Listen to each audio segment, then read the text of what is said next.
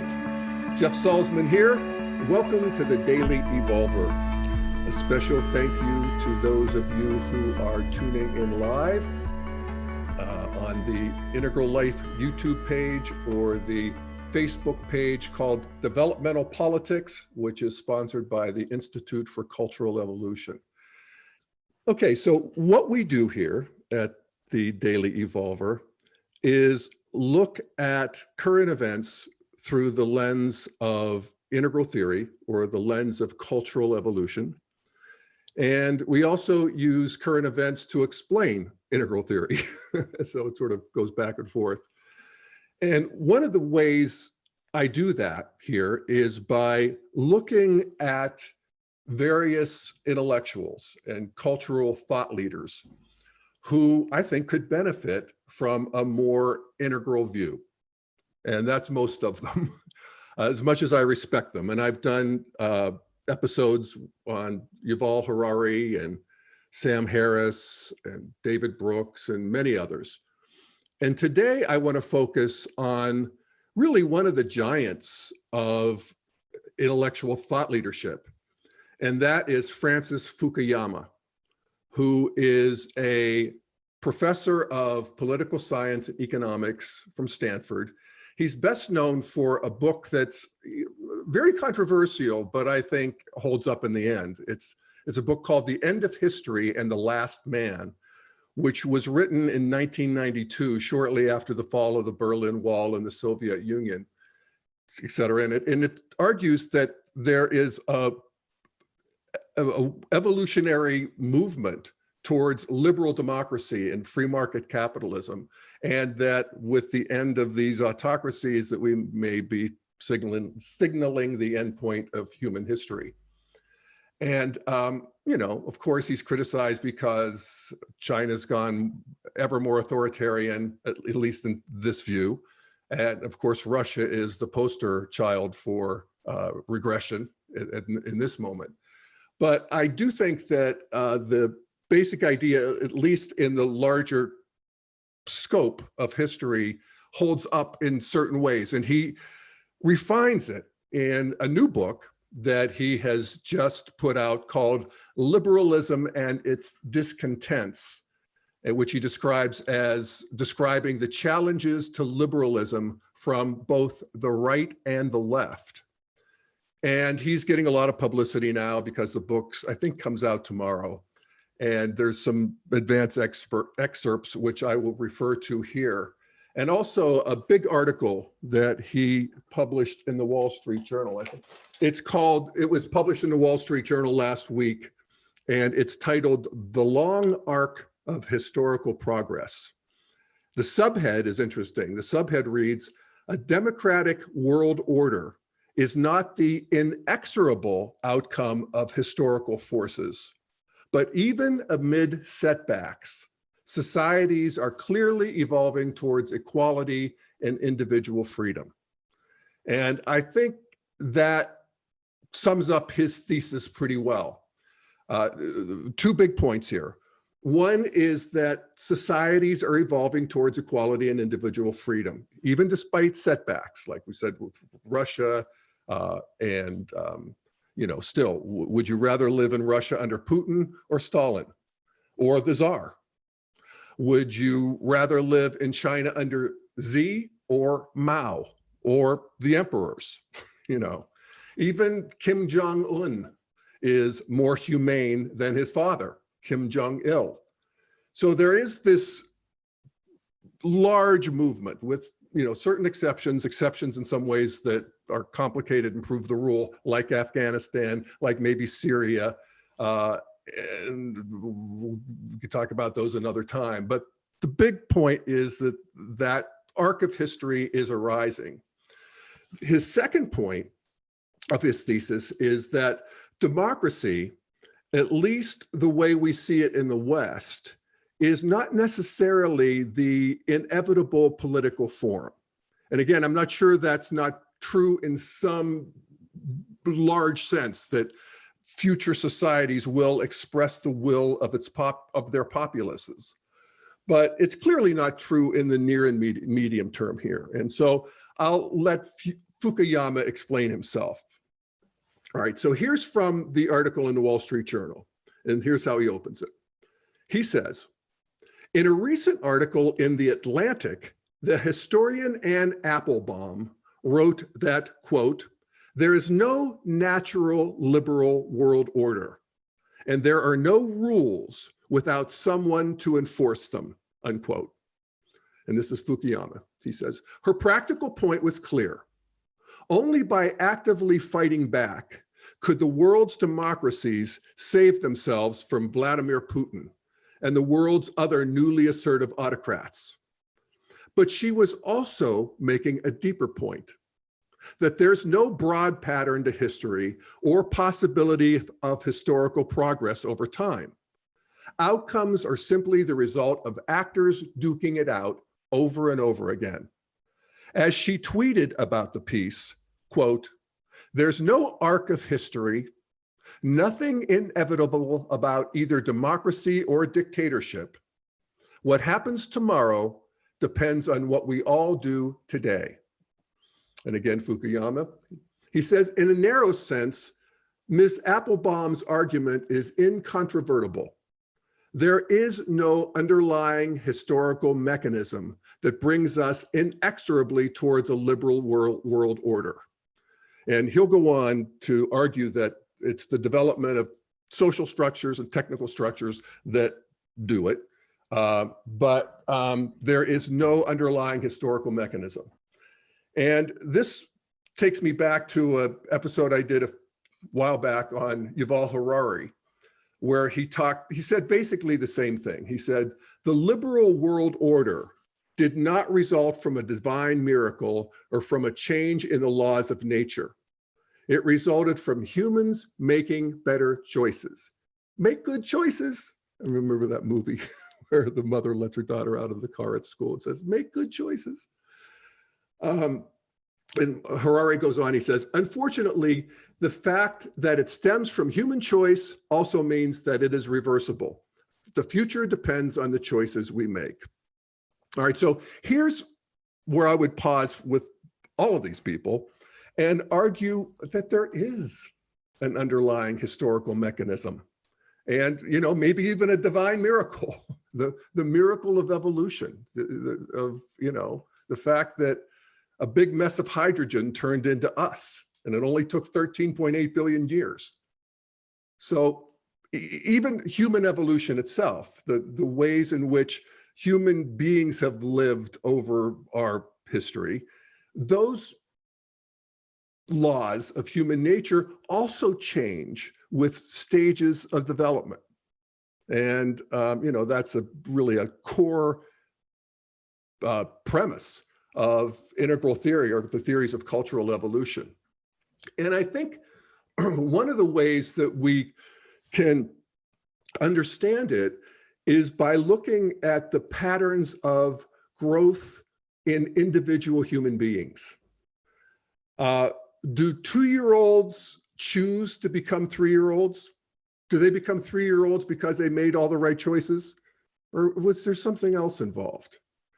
Do 10-year-olds change themselves into being 11-year-old or 12-year-olds? Can a 12-year-old go back to being a 3-year-old? Can they choose to be a 3-year-old again? Well, occasionally. In fact, I noticed that 60-year-olds can occasionally revert back to being 3-year-olds. But the center of gravity, this growth, this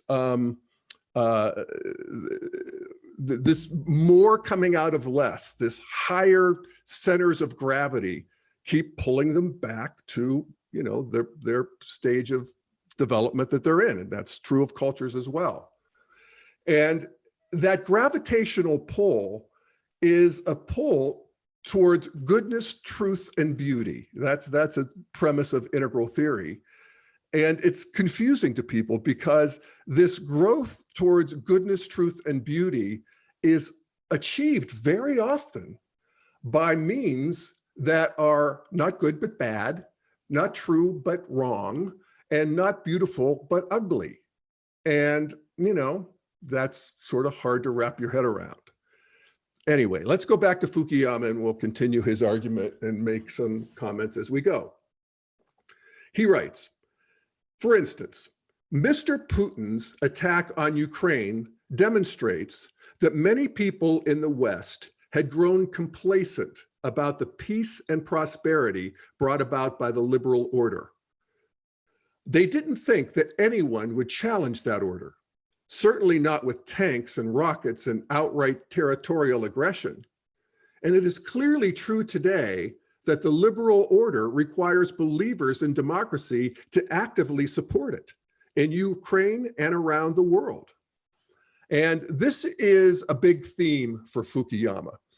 And this is where I think, in a way, his critics are right, that Fukuyama doesn't necessarily see that liberal democracy, Jeffersonian democracy as we have it here, is the final state, but he does sort of think that modernity, that stage of development that we call modernity, rational, so forth, is a final state, and it's currently being under attack by both the left and the right, by the ethno-nationalists on the right and from the wokesters on the left.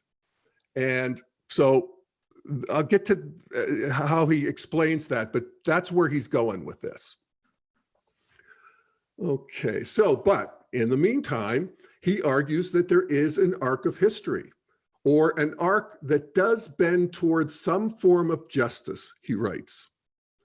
Social scientists have addressed this question for years under the rubric of structure versus agency, as these are the two sources of historical change, structure and agency.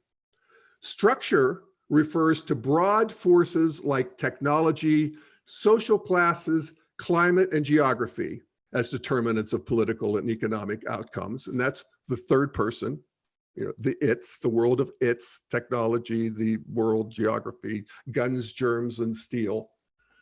And agency, and this is Fukuyama again, by contrast, refers to the decisions and actions taken by individual human beings, whether leaders at the top or actors at the grassroots. The idea of an arc of history does not deny the importance of individual agency. It just sees that these actions within conditions are set by larger structural forces. So here he has sort of first and second person, individual agency, and of course, cultural agency, which is sort of the communal version of that, and then this third person structure. He says, since at least the late 18th century, or the 1700s, late 1700s, an important current in Western thought maintained that there was indeed a universal and progressive historical process unfolding over the centuries, as opposed to earlier views of history that maintained that history was cyclical or simply a random process. And I have to say that strikes me a bit odd. I wouldn't say that pre-modern stages saw history as cyclical or random as much as they saw it as triumphalist, that it was a process of hopefully the triumph of my people over the competing people, the infidels, or the return of some king or savior or God, and an installation of a paradise, defined by the mores of my culture. But at any rate, I won't quibble about that. Because he gets into, I think, what is a pretty good argument about the movement of history. And this is in the Wall Street Journal. This is, is a big mainstream thinker. And, it's nice to see this described as he does. And I'll quote him here. He says, if we step back from day-to-day headlines and take a long view of human social evolution, there clearly is an arc of history. Early human communities organized themselves into bands of a few dozen individuals, generally all relatives of one another. They lived initially by hunting and gathering, but as some settled in fertile valleys and developed agriculture, their societies grew much larger. These bands were replaced by what we commonly call tribes, in which groups claiming descent from a common ancestor could scale up to encompass thousands of people. This form of organization appeared in widely separated parts of the world, including China, India, the Americas, Middle East, and Europe. And here he's tracing that movement from, the dawn of humanity in what we would call the archaic stage to the tribal stage, or beige to purple, or magenta to purple, depending on all your colors. But at any rate, archaic to tribal. And then he goes on and he writes, approximately 8,000 years ago, a different type of organization then appeared, the state, in which power was centralized in a single authority. States also appeared in geographically scattered regions of the world: the Nile Valley, Mesopotamia, the Yellow River Valley in China, and the Valley of Mexico. Over time, states proved to be much more powerful than tribally organized societies. And that's this move into what we would call the red or empire or warrior stage of development. And of course, this continued complexification of scale continues. And again, why, is it structure? Is it agency? Integral would say that there's something powering both of them, and that would be emergence or growth or even intention, cosmic intention.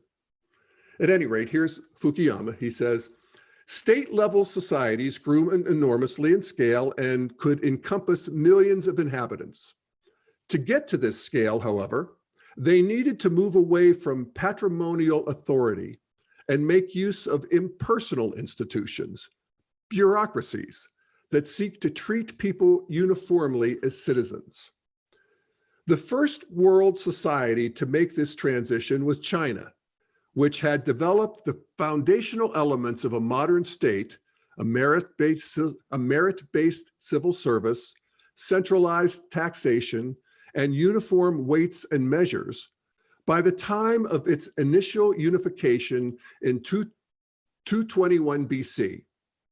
It would take European societies another 1,800 years before they too started to evolve modern states. And I like that, because he's taking the whole world into account. This is not just a Eurocentric accounting of history. And, you can see where, every part of the world seems to lead in a certain stage of development.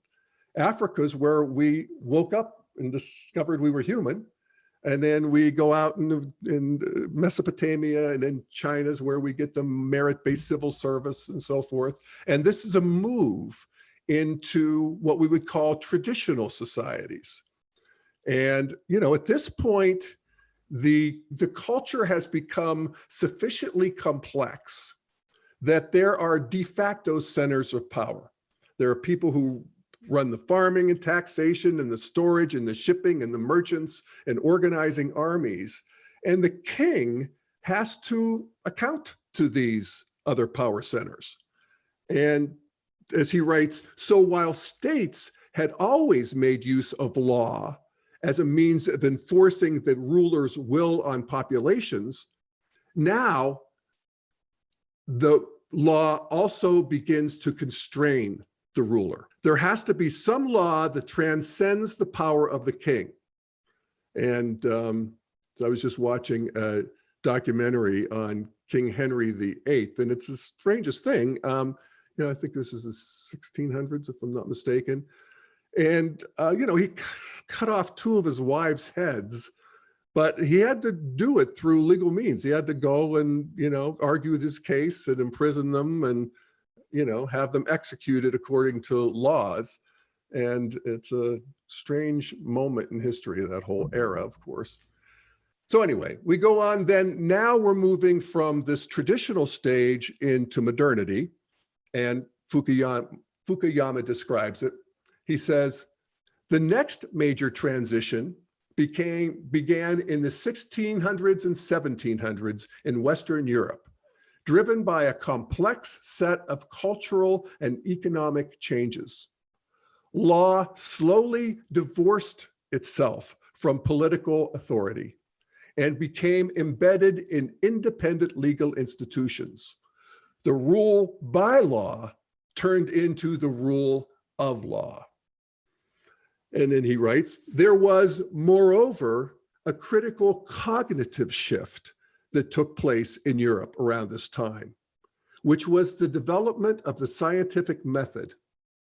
That method assumes that there is an objective world beyond our subjective consciousness, one that can be apprehended experimentally and ultimately manipulated to serve human purposes. This produced continuous technological change and allowed the modern economic world to emerge. So there is an arc of history, as he writes. The second question is, where is it pointing? And in particular, is it pointing towards justice? Fukuyama describes justice in two senses. He says, first, it's a high degree of social and political equality. So none of these, big class structures, political equality. And second, at least in theory, and second, a political system that protects the autonomy of each individual so that a person's ability to pursue a flourishing life is possible as they see fit, free from violence, war, or coercion. And again, this is the theory. It wasn't really in practice, in many ways still isn't. But this theory, these ideas of justice, were all part of a doctrine that came to be known as liberalism. And this is really key to Fukuyama. As he writes, the liberal narrative of historical progress was closely tied to the belief that people were rational and that better education and access to information would make them more critical of unjust authority and open to diverse ideas.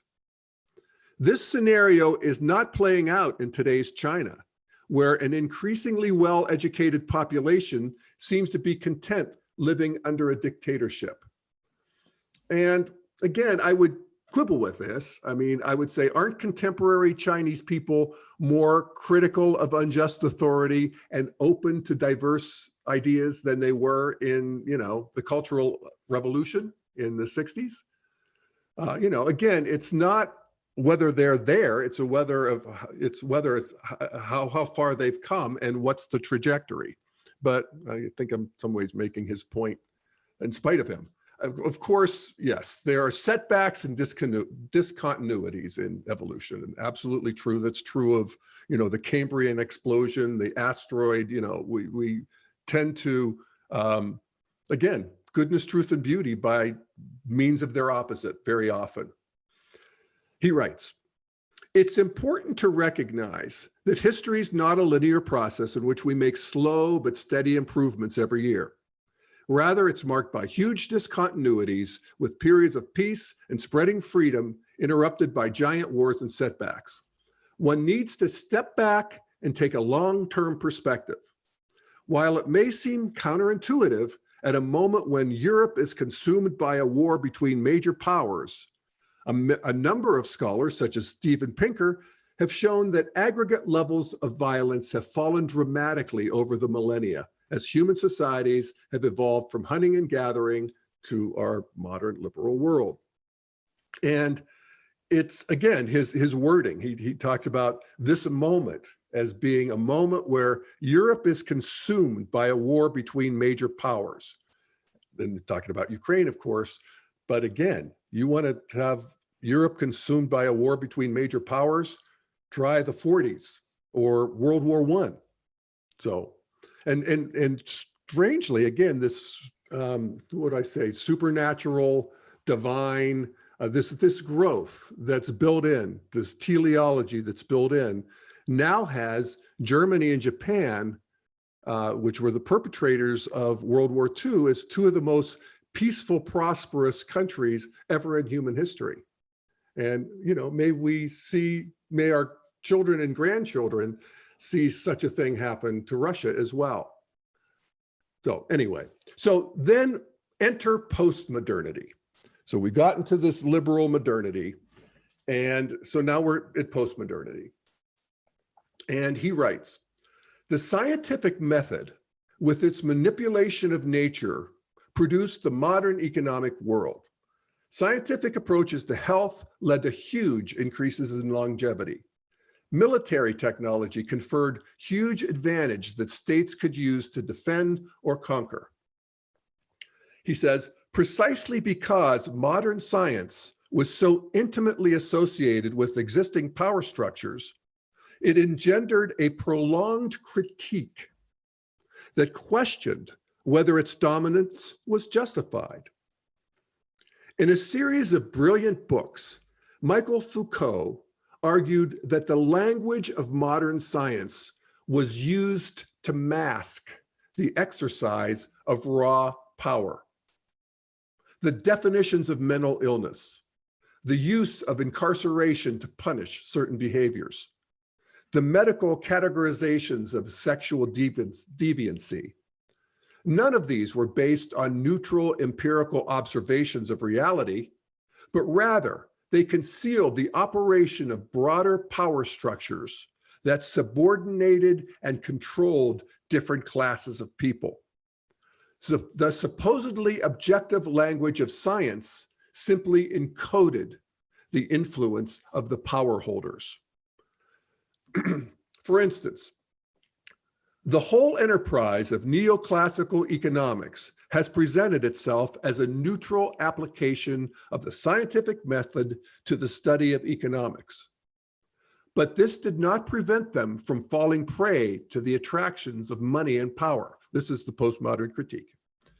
Deregulation, privatization, a strict defense of property rights were pushed by wealthy corporations and individuals who created think tanks and hired big-name economists to write academic papers that merely justified policies that were in their own private interests.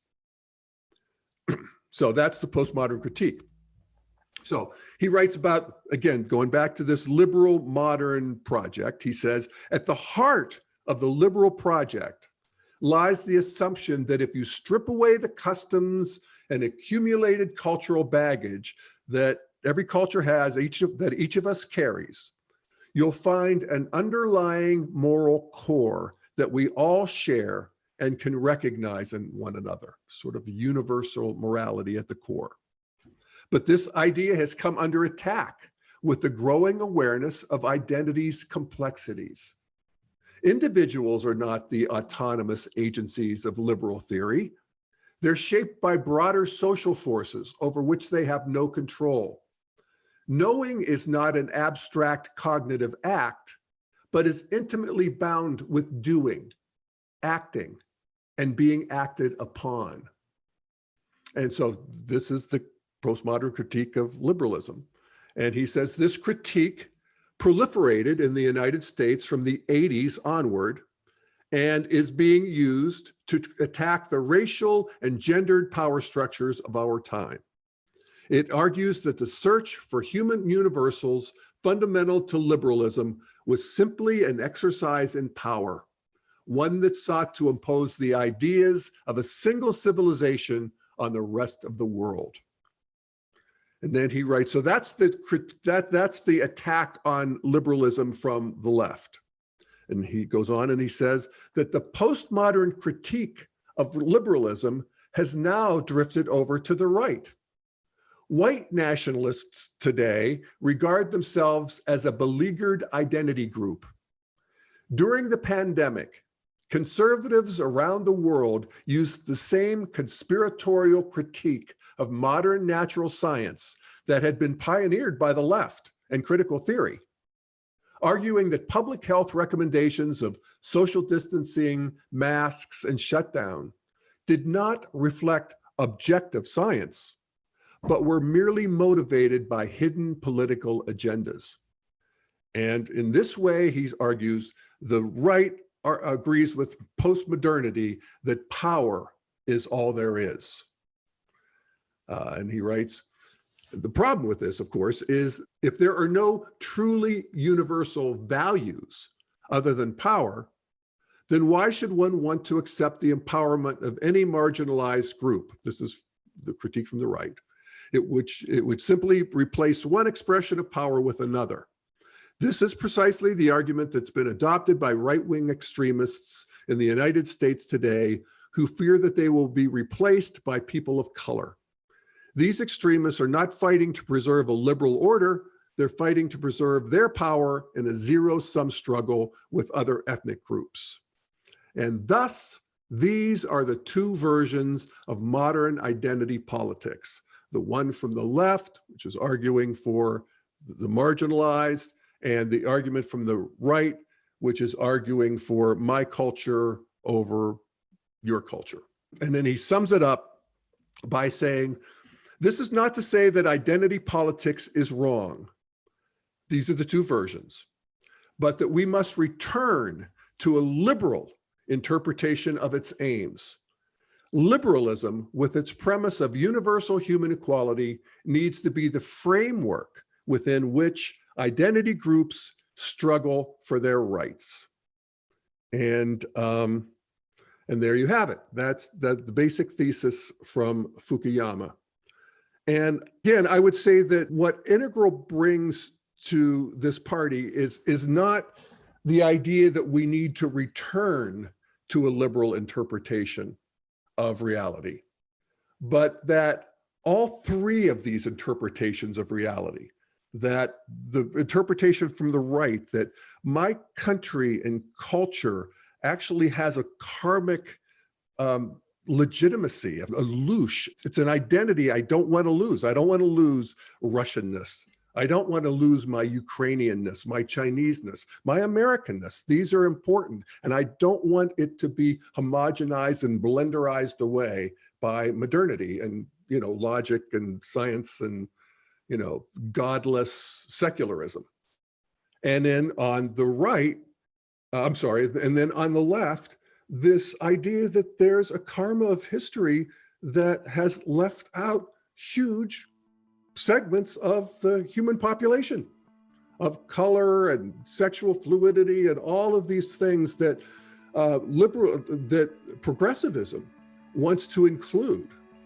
And so, welcome to the culture wars, and welcome to, this, I think this view that modernity, most people find themselves anchored in this, modern liberal view. And then not necessarily extremes, but the extremes in 20 to 30% on the right, the 20 to 30% on the left are, in a sense, struggling to increase the scope of the view so that we can include the truths of all of them. And, even though they all hate each other, we integralists love everybody. So that's my stab at Fukuyama. Check out his book, Liberalism and Its Discontents. Okay, again, thank you to Integral Life. Thank you to the Institute for Cultural Evolution. Check them both out, support them. These are good organizations doing good work. And Jeff Salzman, Daily Evolver, signing off, and we'll see you this time next week. Thanks, folks.